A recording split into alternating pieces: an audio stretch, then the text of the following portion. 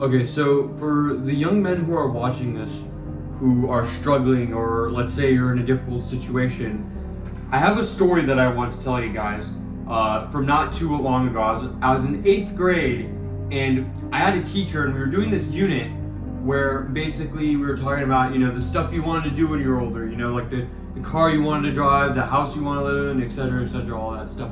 And then as soon as we wrote everything down about, let's say you could choose whatever you want. Like if you want a mansion, if you want a small house, whatever you want, you could always, you could choose whatever you want. And then basically right after that, they had us look at this long list of like all the jobs you could possibly do. It was only jobs. There's no option saying, oh, you could own your own business. There's no option saying you could own your own store, you could start your own brand. There was nothing about that. All it was jobs. Okay, and then after that, after we had to choose the job, because they forced us to choose a job, they didn't let us choose to do our own business or anything. Then after that, they had us basically price everything out and see like, oh, how much would this cost? And then they're like, oh, see, that would cost too much. But here's the thing, it is not random when there are people out there who are living in mansions with $4 million cars, and it doesn't come from a job. You can't work a job for the rest of your life and expect to get a house like that or a car like that. It is completely impossible, okay? And so the problem is these people who are trying to bring you down, which is that's what they're trying to do. They're trying to program you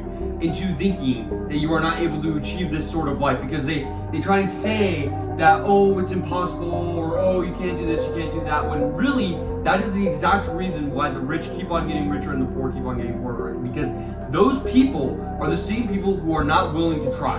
Okay, so the simple thing that you need to do is you need to want it badly enough. Okay, because when I look in the mirror, I'm gonna be completely honest with you guys. If I'm not happy with my physique, I immediately am thinking like, okay, I need to eat more meals, I need to do this, I need to do that, I need to take immediate action if I'm not happy with my physique, right? That is why I'm able to stay consistent in the gym and stay consistent with eating my meals and stay consistent with my dieting, because I actually want it badly enough. So if you don't want it badly enough, then you are not going to be able to get it. And it all comes down to that. It always comes down to how badly you want it, because then you'll be willing to put in the effort, and then you'll be willing to try, and then you'll actually care about your own life. Okay, so the problem with these people is they are the same people who are not willing to try. So they are trying to program you into thinking that you can't do it, even though you might actually be willing to try, and you just don't know it yet, but deep down you actually are willing to go out and go achieve those goals. So I think the moral of the story, or the moral that I want you guys to take from this video, is don't let others bring you down, and don't let others try and take away from your goals. Okay?